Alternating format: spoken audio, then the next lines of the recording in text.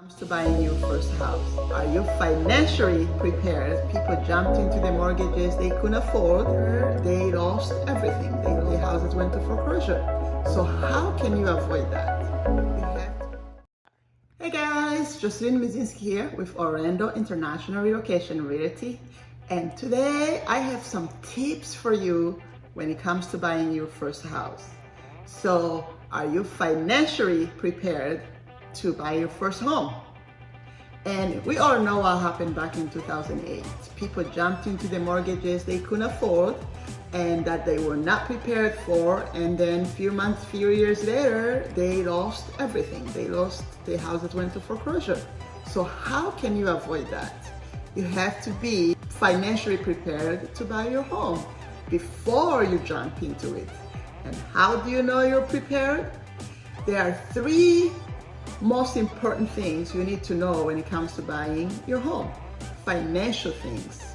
First and foremost, you have to know, is your credit score good enough to buy a house? How is your credit score? And how much is your down payment? And last but not least, how much is your mortgage payment? Can you afford the mortgage payment? Those are the three most financially important things you have to know before you jump into the house buying. So those three things, the most important thing. Today we're gonna be covering one of those three things, and then next week we're gonna be covering the other. This is a 3-week series, and every week we're gonna go into details on those three things. So today we're gonna start with your credit score, which is, by the way, one of the most important things in the home buying process. How is your credit score? So credit score is pretty much a snapshot of your payment history, of your financial, how you handle money, how the lending industry sees you as a borrower. So credit scores range from 300 to 850 credit score. I don't think there's very few people that actually make it to 850, which is excellent. There's good, average, and excellent. So usually for lending purposes, around 720 is considered excellent. So you don't really have to have the 850. As long as you have 720 or higher, you're good to go. You will get the best interest rate in most cases. So that's excellent. And then good is usually around 680 to 719. So around 680 to 719, you have good credit. And then average is around 620 to 679, around that. That's average. And you are still good even on average as far as lending institutions are concerned.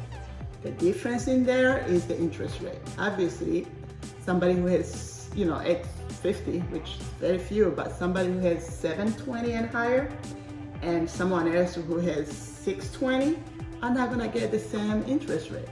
So that's right there is where your borrowing qualification stands, whether you get a 2% interest rate or you get a 5% interest rate. Lies between those lines.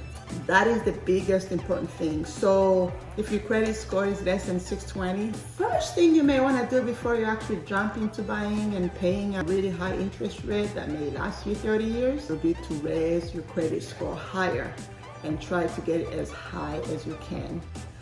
Preferably 720, but even between 680 and higher, you'll still be really good. So in a nutshell, that's where you start.